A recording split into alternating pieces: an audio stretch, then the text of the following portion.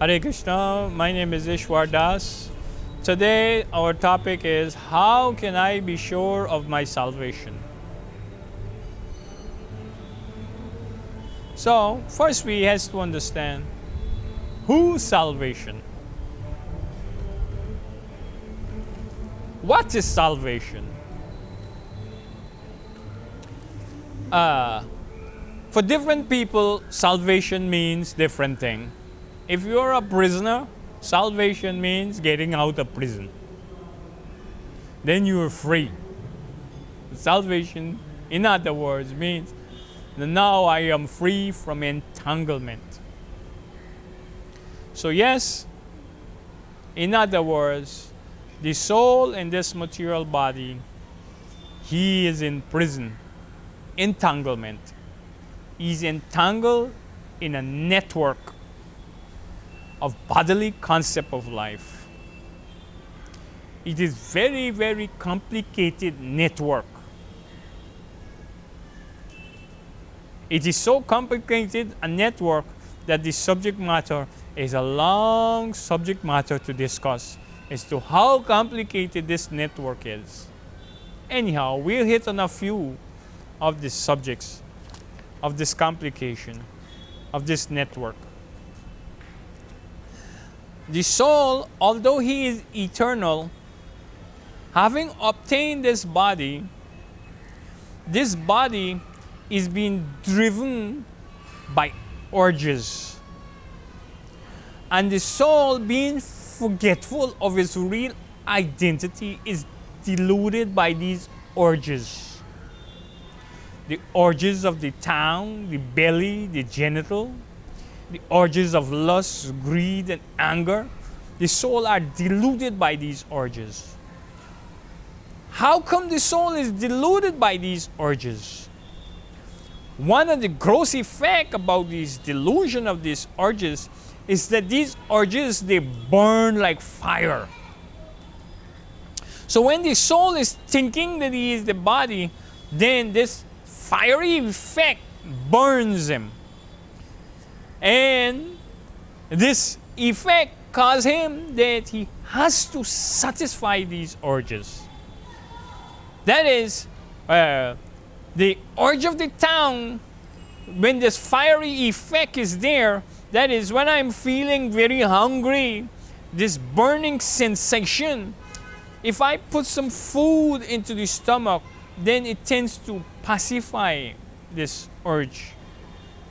Or when there is a burning sensation in the tongue to speak, the urge to speak, then I has to speak. I has to tell someone as it is. Either I feel some lusty desires and it is burning and I has to tell them, or I feel a great sense of anger and it is causing extreme nervousness.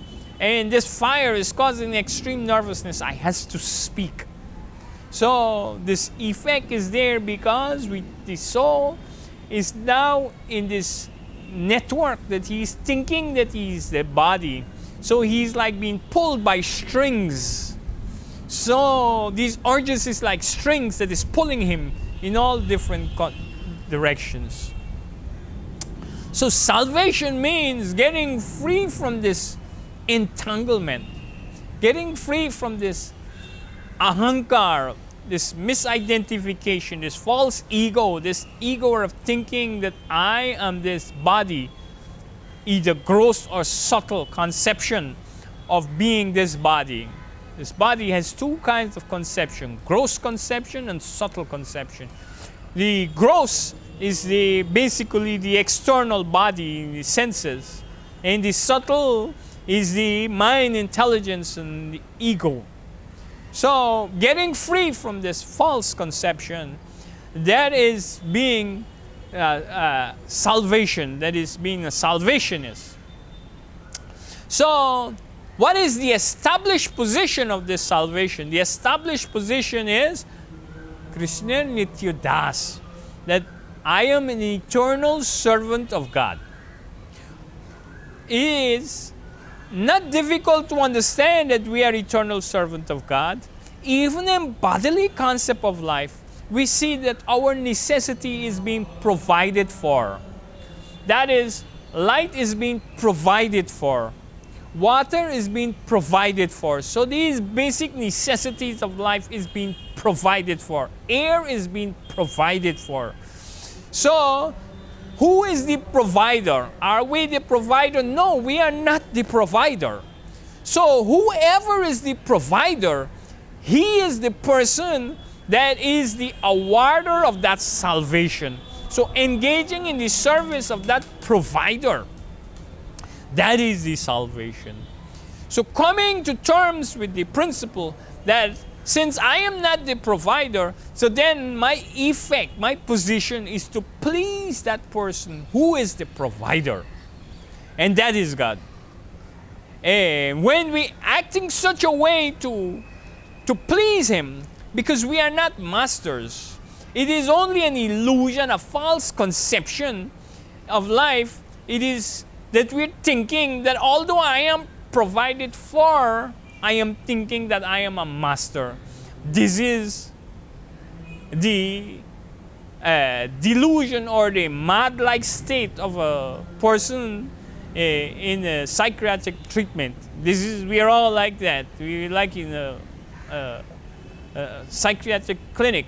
We're thinking things that is considered to be crazy. You've been provided for air, water, fire. You've been provided all these things. Nevertheless, you're thinking that you are a controller or you're God. This is a gross illusion. So when one understands that I'm being provided for, somebody is providing. God is providing these things. Therefore, since I am being provided for, then it is natural that I am a servant. And therefore, my position is to render service to that provider. Just as how, if you're in a rich man's home, it is your responsibility to please him so that you will continue to live nicely in his home. So similarly, since God is the provider of everything, it is our responsibility as his eternal servant to live nicely with him, to engage in his service, to please him, so that he becomes pleased and we also become satisfied. Very easy, simple. But we, on the other hand, it says that there's two ways you can touch your nose. You touch your nose directly, or you try the long way to go around to touch your nose. So we don't like the short way, just engage in the service of God. We try to do it the long way. How I can become God. I can be in control. This is our foolishness. Hare Krishna.